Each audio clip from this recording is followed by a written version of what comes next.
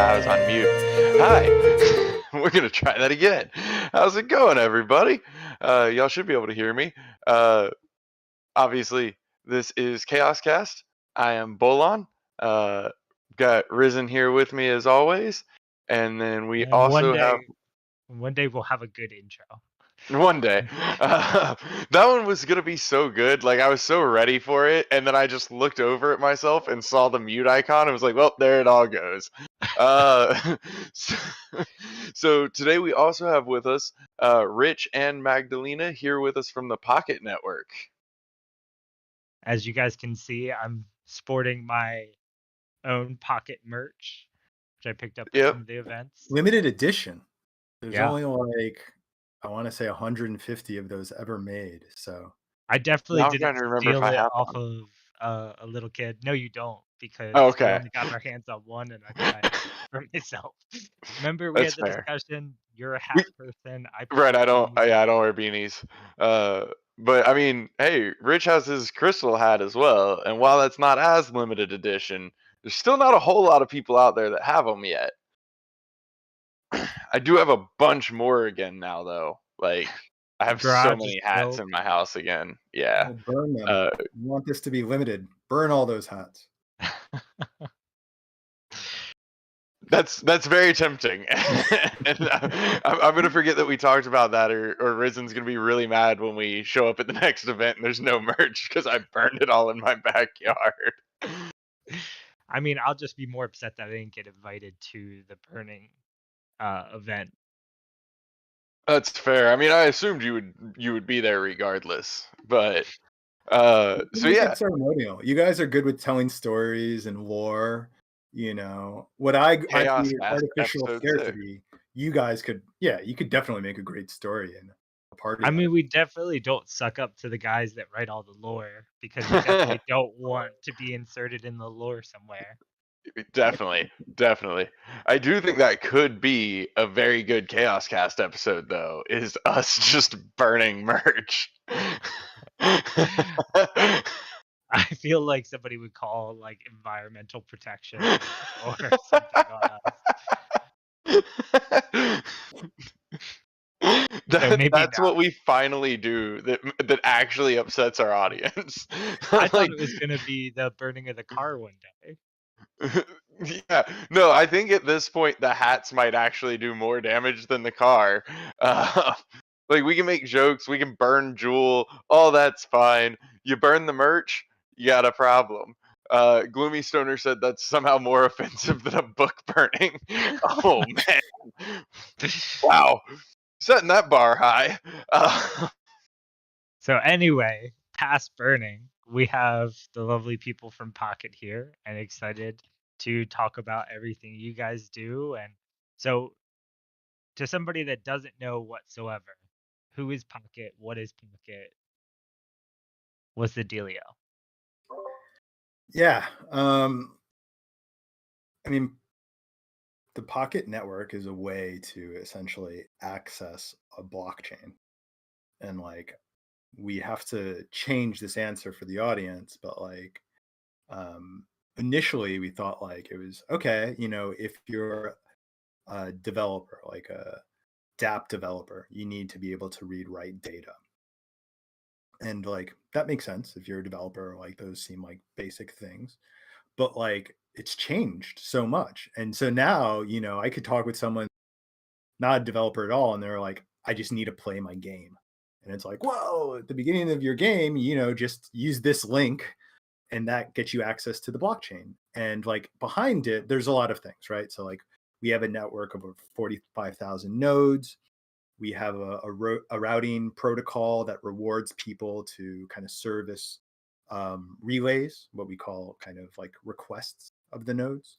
And I could get into that technical stuff, but like I think to just someone who wants to use a blockchain, it's that simple link that you paste in there, and that kind of gets you the keys to that blockchain.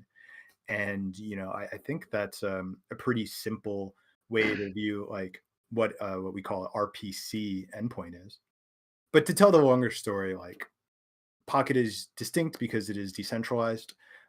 It's a protocol, so it's not a company.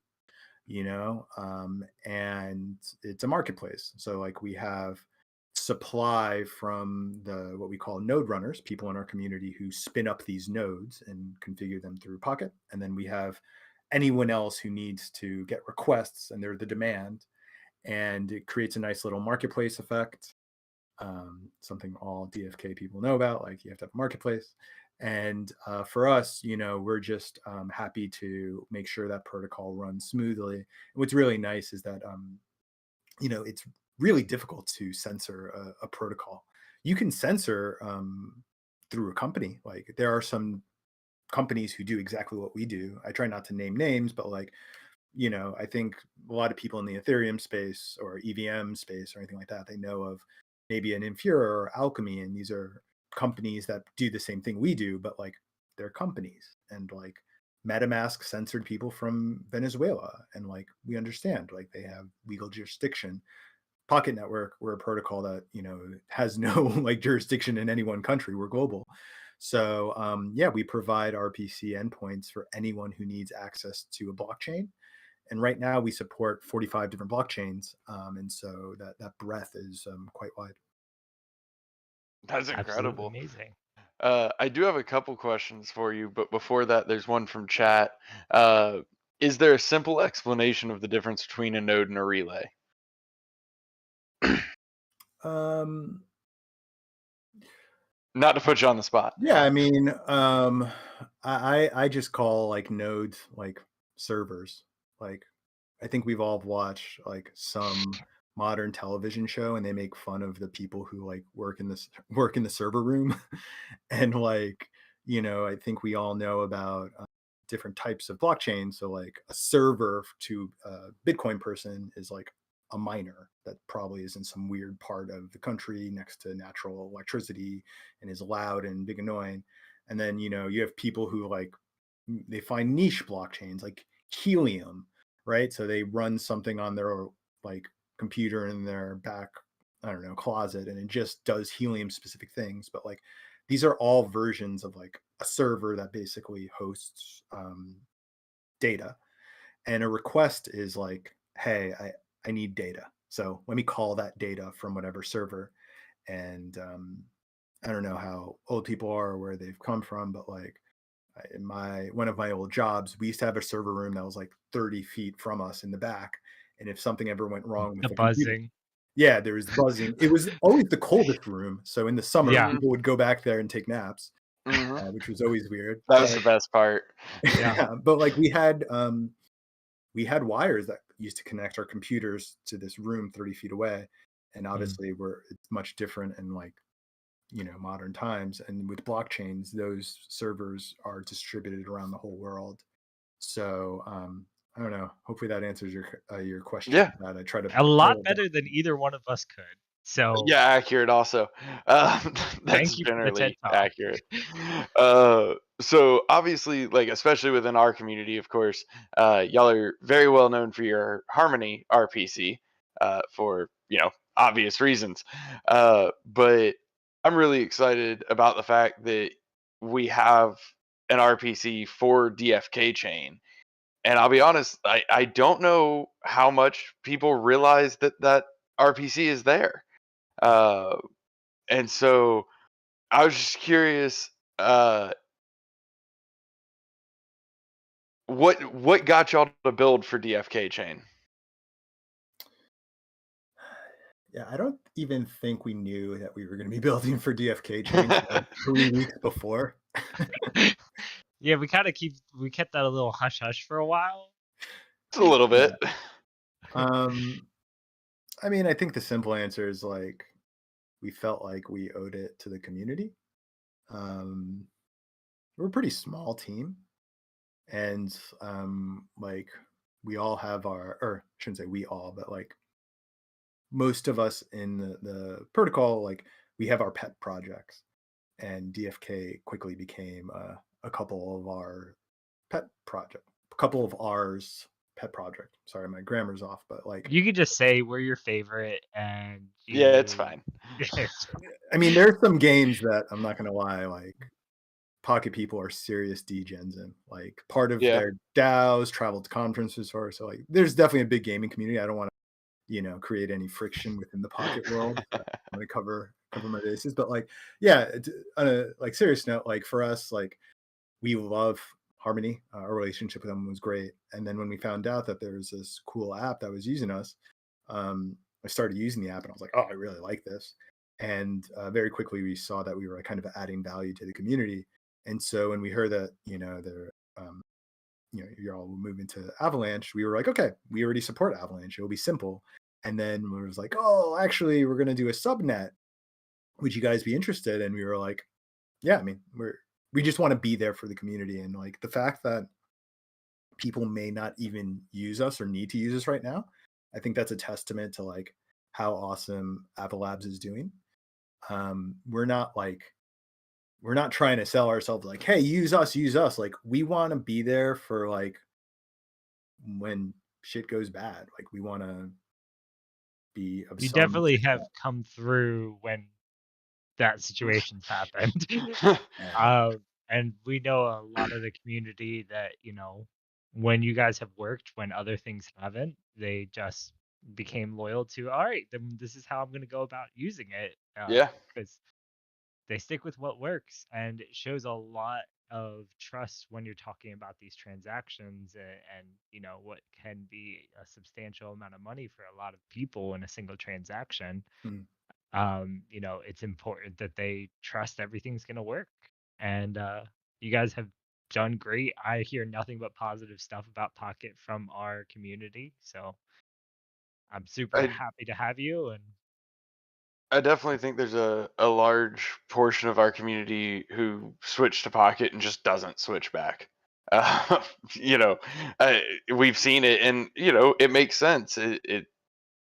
It's reliable. You hold on to it because why not? And that's what I'll be really interested to see.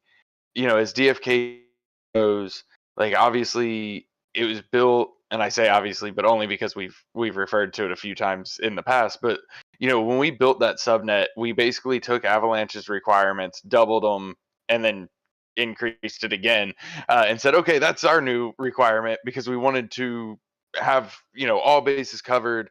Like we've seen what we can do to a blockchain, and so we wanted to make sure that we were prepared for that. But I will be very interested to see as Crystal Vale grows, as the heroes are introduced, and then later on quests are introduced, and all of these functionalities, even just what's already in Serendale, let alone everything that's still to come. Uh, I'll be very. I think that having that Pocket RPC will have more and more relevancy on DFK chain as well, if not even for a latency standpoint, maybe, but just to spread out the load. Mm. If they're both running equally at all times, great. Let's keep them running equally by everybody not piling onto one of them at all times. So I'm really excited that that option is just already there, and just ready to go, already built in. And that's one thing that I did want to come from this is more awareness around the fact that it's already there. If you go to chainlink.org and go to DFK chain, Yeah. Pocket's right there. You can just add it to your wallet. So that's one thing that I really wanted to come from this is I don't think as many people have realized that Pocket is available. And I really want people to know that. Well, I think we appreciate that. We're not doing this for any type of like, I don't know, fame or like acclaim or anything like that. Like we're like zealots, right? And like in our minds, like a product is really good if you don't understand like how most of it works, but you're like still keep using it, right? Like a lot of good things abstract the difficult parts. And like obviously that's like more difficult on a blockchain right now, right? Um and like I think about like if someone were to try and like build a smartphone on a blockchain, it would be cool and novel, but it wouldn't be like as easy and simple and beautiful and joyful as like an iPhone. And like those are just trade-offs we make. And for us, like, TFK is relatively smooth. When you think about all the games on different blockchains, like, I don't know if you consider like the metaverse a type of game, like everything that happened this past week with Otherlands. Is that Mm. their game? Like we've seen several chains be like, come to a grinding halt. Not like actually halted, not broken, but like put to their limits. And like I think DFK does a pretty good job of like abstracting that real difficulty part. And like I realize there are some difficult days in like Harmony, and I realize there are difficult days like even now, but like Mhm. all said and done, like you've abstracted away a lot of the pain, and like we don't want people to even like think about having to use Pocket or even knowing they're using Pocket, right? It should be like a seamless experience. So like we know that like middleware is kind of unsexy, but when you need it, like we'll be your unsexy maiden. Hey, And yeah. you still got to get there, right? Somebody's You gonna do know, it. Yeah, Somebody's and gotta it's not do to the like undersell what we're doing. It's like we believe that like we're progressively just getting to a better state with blockchains on the whole. yeah, And we think that like we're happy if people know us. We're also happy if people don't know us, but their blockchain service is still going smooth. Like, we're yeah. in it for the long term, and like as a protocol, we just want to make sure things are like functional and like just that you never hear from us, because like Yeah. usually for infrastructure, if you hear about something in infrastructure, it's because it's going down, breaking or something, and like thankfully like that hasn't happened in a big way for us. Well, that's to be perfectly honest, for the service that y'all provide and provide phenomenally well, I don't I don't need it to be sexy, and I don't want y'all to be focused on it being sexy. That's just taking away from functionality.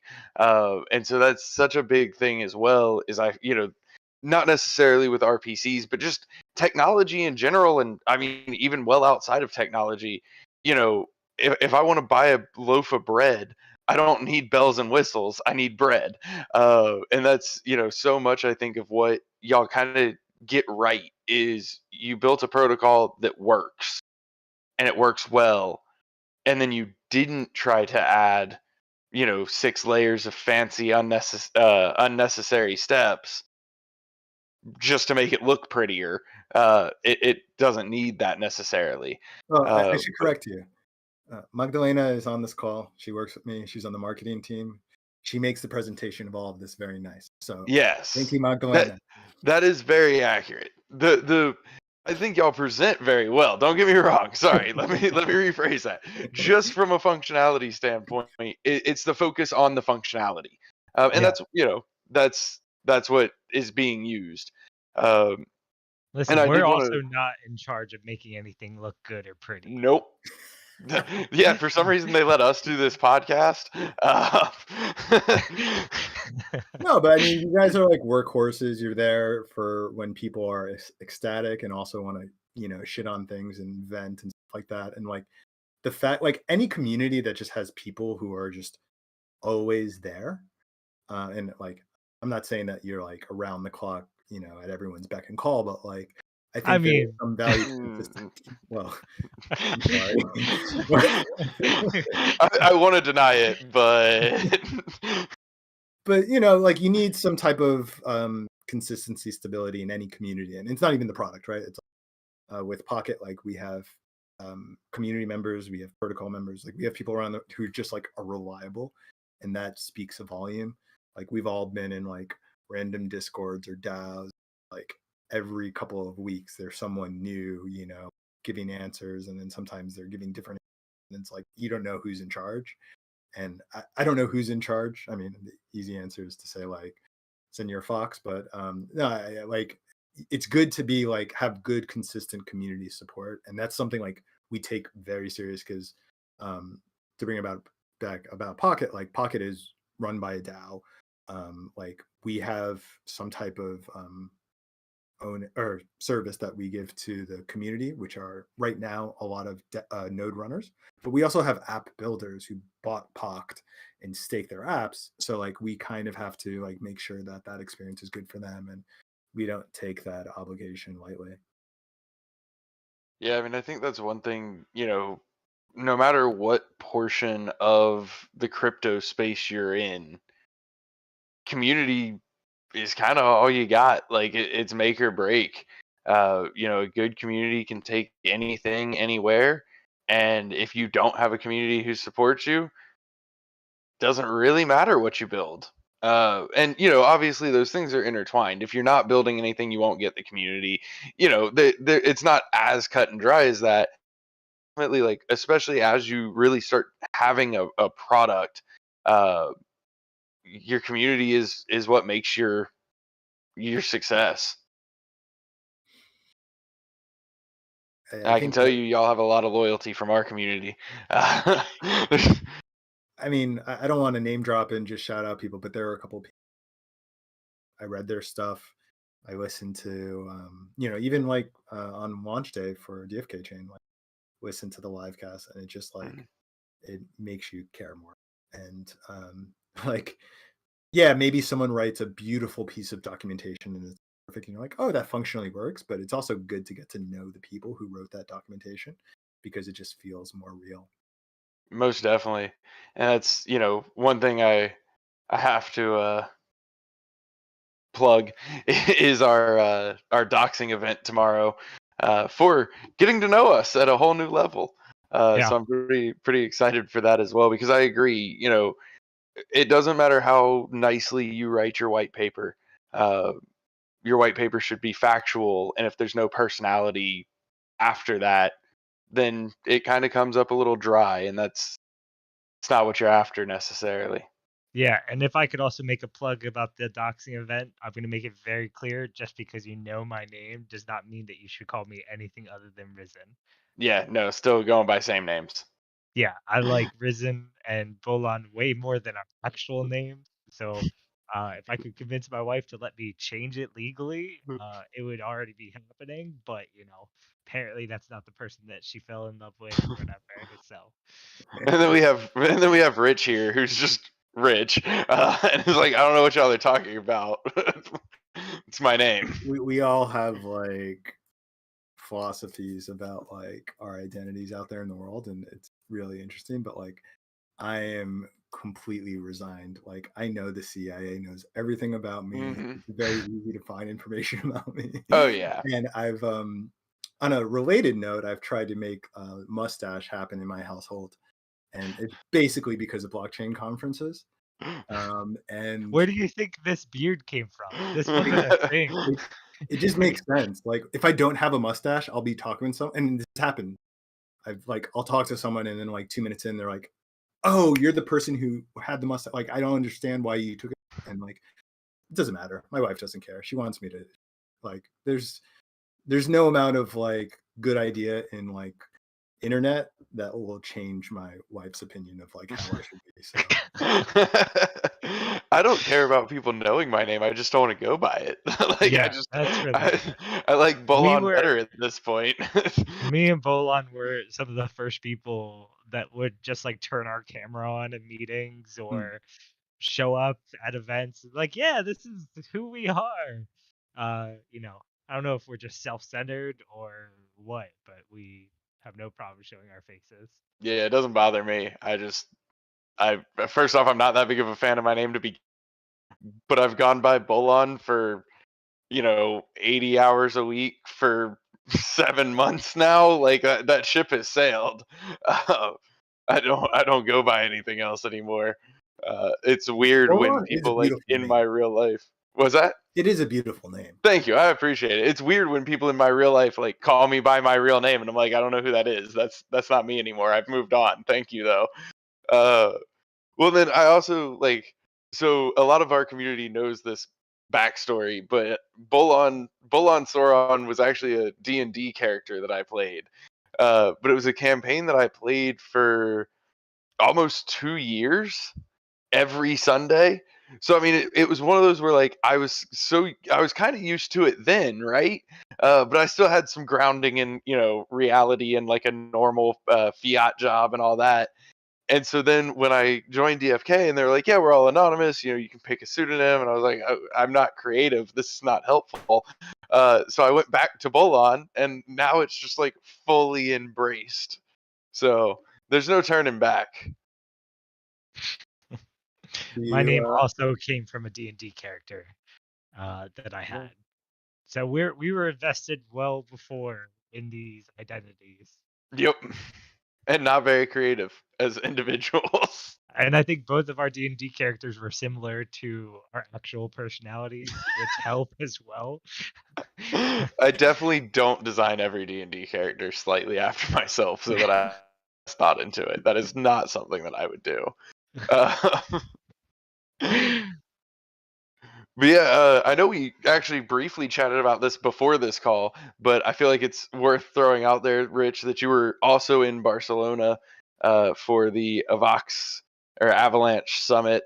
And we talked a little bit about it, and the venue was massive and beautiful. But what was your favorite part there? my favorite part.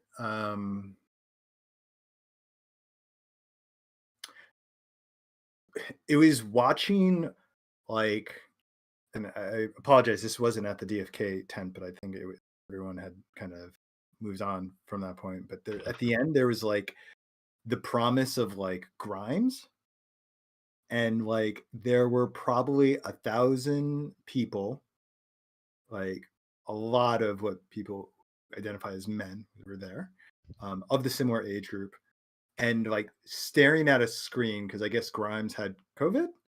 So like we were just all huddled around a screen watching Grimes be interviewed virtually. And then like before that, there was a video that she had made, and like I have no opinion. I hope it'd be really cool if Grimes was listening to this. I If highly doubt so, it. But we've made it.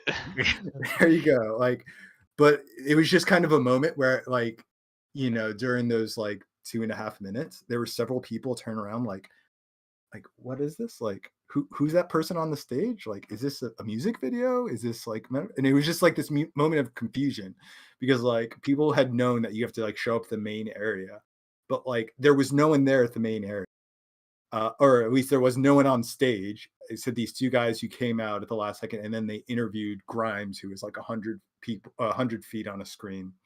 That's probably not the answer you were looking for, but I just thought it was so bizarre. It was not a loaded question. I was genuinely curious what your favorite part was, and I'm so glad I asked because I absolutely missed that. It really sounds like the highlight of the entire summit. I think So I'm think really that was glad the I asked. day that we had the car broken into. Probably, yeah. That Yeah. was probably that day. That was not my favorite part of the conference. Thanks. Just had to rip that Band-Aid off again and remind you about that Yeah. feeling. Well, Yeah. you Well, guys are Risen, dealing with real people, like real world things. Like the yeah. situation I was describing was kind of like a Hunger Games type thing. I try And not to deal with real life things ever. Risen, I'll put you on the spot. What was your favorite part? The meat bread. Ah, yeah, yeah, yeah. We would go to these like cafes before the event, Mhm. and they just had these like fresh baguettes that usually also, how they have like the tomato bread is like the thing that's really popular in Barcelona, which is like grated tomato. So it was just fresh baguette, grated tomato, and then like prosciutto or salami or Iberico like ham, and it was just beautiful. So we got that a couple of times, and I wish I could start every single day with one of those meat bread situations and then a cup of coffee. It was fantastic. Yeah, yeah. Well, my answer actually is kind of similar to yours because I was just gonna say the regular supply of free food. Uh, The it food was was very, very good. the food That was was one. very, very good, and it was just like tables of just like walk by, pick up food, keep I moving. Like Yeah. I want that in my everyday life. Like, I want a constant, regularly stocked and available buffet everywhere I go at all times. It was just very cool. Like that was like my honest answer because that's the thing that I remember most about it. But the event in total was just very cool. It was um fantastic to see how much of a response we got for the DFK picnic. Um, Mhm. we literally stacked as many people as we possibly could for hours showing up to that picnic. Was very glad that we brought so much merch that we were able to keep giving out merch up until like the last half hour. Um, and it was also very cool to like walk around the event and see that like the security guards had DFK stuff on. The Avalanche people were like coming by and be like, "Hey, can we like get some of this merch?"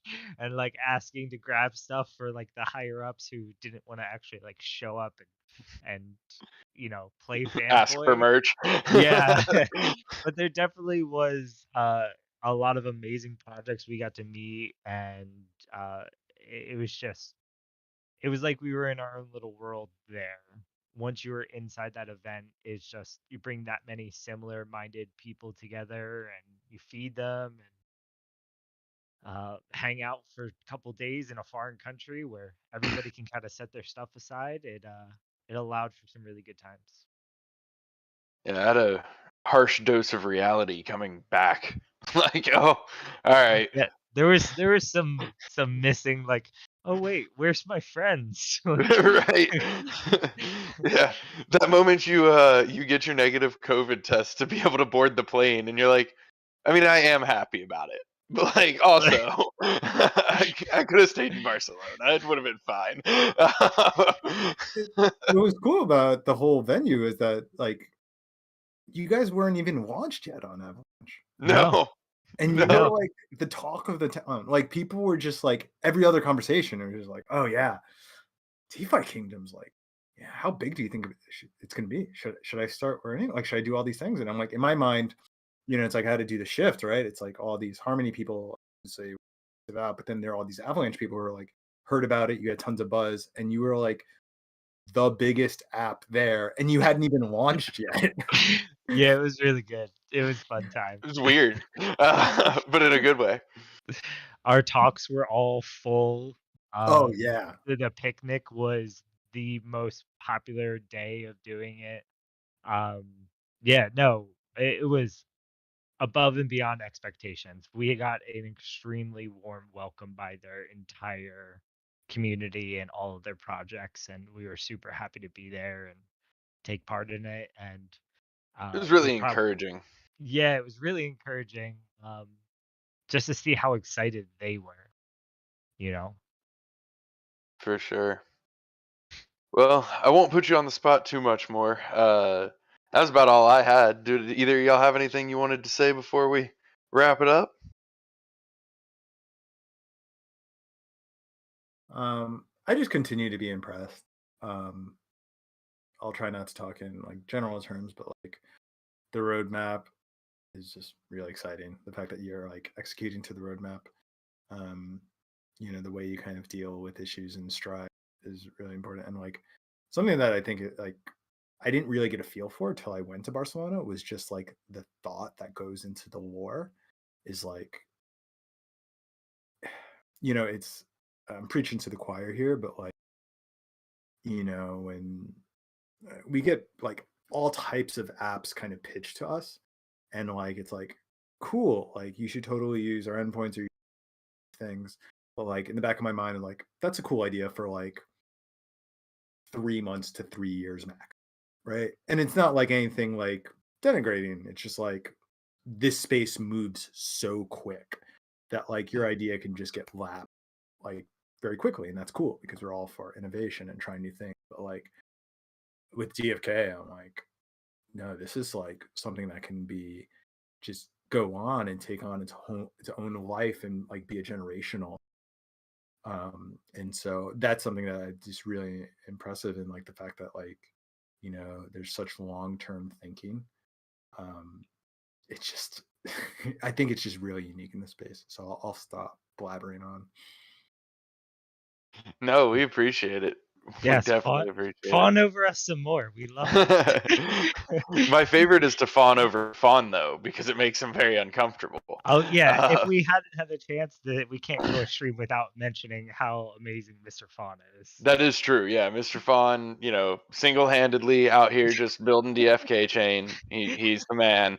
Uh, gotta give him a shout out. Realistically, there's a lot of people involved in that, but like we just have to keep piling on Mr. Fawn. You have to understand.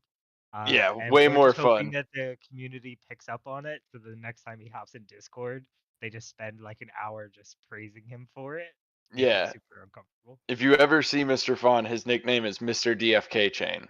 Yeah, Mr. Subnet. Mr. Subnet, any of the above. He Uh, was really helpful to us. Like, he's our awesome. No, support he of genuinely. it Was doesn't that? happen without him. So Yeah. Well, and that's the crazy part is he genuinely deserves all of the praise, but every But time you try to give it to him, he's like, no, no, no, no, like it's not like that. I didn't do all that, and you're like, no, no, you did. So now it's just more fun to keep reminding him and just keep piling the praise on because he tries so hard to just like, no, like I didn't, it was a team effort. There were all of us, and that is true. Like, yes, it was not just Mr. Fawn, but he was so instrumental. Like he yeah, was so key in making it happen. and solving some of the issues and stuff like that. But no, it's just we just gotta pile on because that's kind of our job. And until they tell us to stop, this is what we're continuing Yep, to do. This is the precedent we've set. yep. Well, thank Uh, you guys. If I don't get a chance to say it, thank you for joining us and taking an opportunity to join some crazy kids ChaosCast, and super glad to have you guys. And you know, yeah. Yeah, we appreciate it very much. Appreciate everybody who tuned in as well. And that's all I got. Y'all got anything? All right. thank you all. All right, keep on keeping on, everybody. We'll see y'all in Discord. Cheers.